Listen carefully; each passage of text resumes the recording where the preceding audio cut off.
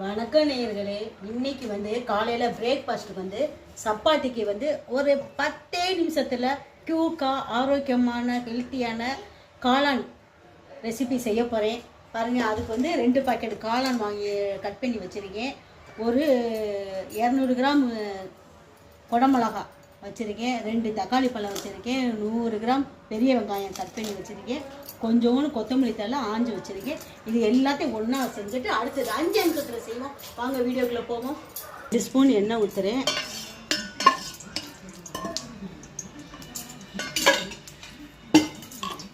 சீரகம் போட்டிருக்கேன். கடுகுளுந்தம் பருப்பு,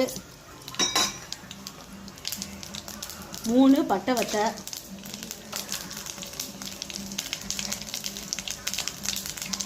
கருவேப்பிலை. இப்போ நம்மகிட்ட அப்படியே கொட்டிடுவோம்.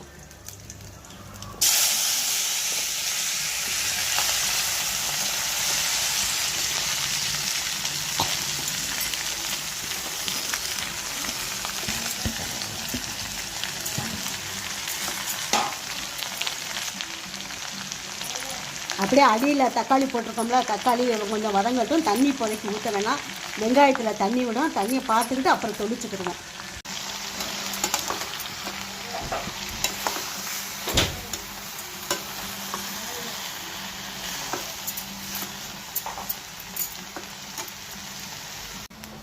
வதங்கிக்கிட்டு இருக்கு. இதோட மிளகு சீரகத்தூள் 1 ஸ்பூன் போடுவோம். மஞ்சப்பொடி 1/2 ஸ்பூன், உப்பு. தண்ணியே ஊற்றலாம். பாருங்கள், தண்ணி விட்டுருச்சு பார்த்துருங்க. தண்ணி எவ்வளோ விட்டுருச்சு பார்த்தீங்களா? தண்ணியே ஊற்ற வேணாம். நமக்கு வெங்காயம் காளான் எல்லாத்துலேயுமே தண்ணி விட்டு வரும். இந்த வதங்குறதுலேயே குறைச்சி வச்சு வேக வைப்போம்.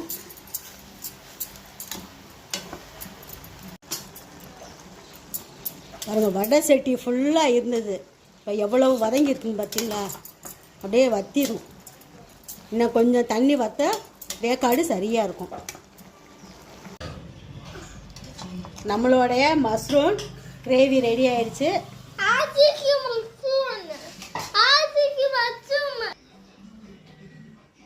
நேயர்களே, நம்மளுடைய மஷ்ரூம் கிரேவி ரெடி ஆயிடுச்சு. சப்பாத்திக்கு அவ்வளோ சூப்பராக இருக்கும். இந்த ரெசிபியை நீங்களும் செஞ்சு பாருங்கள். செஞ்சு பார்த்துட்டு லைக் கொடுங்க, சப்ஸ்கிரைப் பண்ணுங்கள். நன்றி, வணக்கம். நெக்ஸ்ட் வீடியோவில் சந்திப்போம்.